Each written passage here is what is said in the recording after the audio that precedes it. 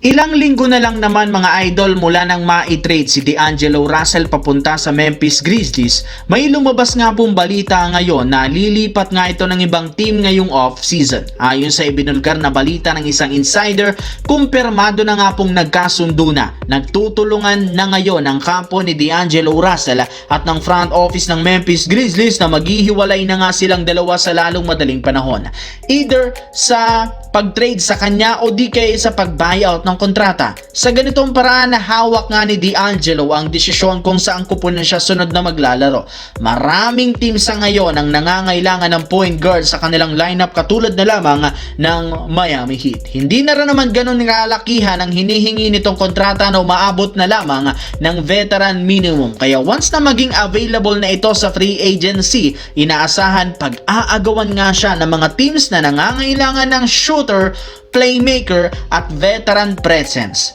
Samantala, ibinulgar nga ng isang insider na balak na nga sana ni LeBron James sabihin ngayon na ang kanyang susunod na team. Ngunit na-delay na naman ito ang kanyang anunsyo nang hindi matuwa si LeBron sa ginawang pag-demand sa kanya ni Adam Silver nang madaliin na ang kanyang desisyon. Kaya mukhang maghihintay na naman tayo ng ilang araw o linggo kung kailan siya gagawa ng desisyon. At habang wala pang napipili si LeBron ay ginawang oportunidad na nga ito ng Golden State Warriors para masimulan muli ang pagre-recruit sa kanya.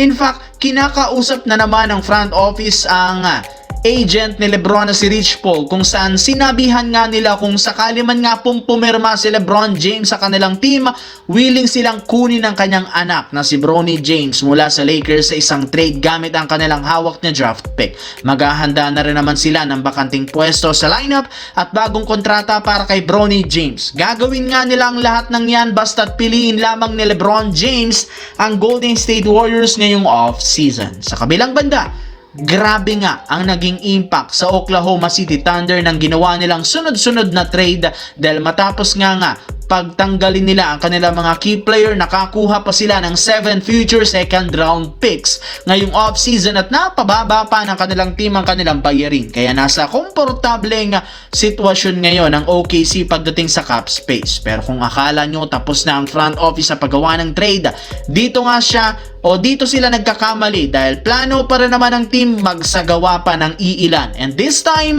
plano muli nilang magtanggal ng ilan sa mga bench player para makakuha pa ng multiple draft picks. Sa madaling salita, nag-iipon ng OKC ng mga future draft picks na posible nilang gamitin sa paggawa at pagkuha ng mga bagong player. Kaya mukhang wala pang malaking move na gagawin ng OKC para mapalakas ang kanilang lineup at yan ang ating dapat abangan, lalo pat focus ngayon ng OKC kumuha pa ng mga multiple picks para matulungan ang pagkuha na rin ng kapwa superstar para kay SGA.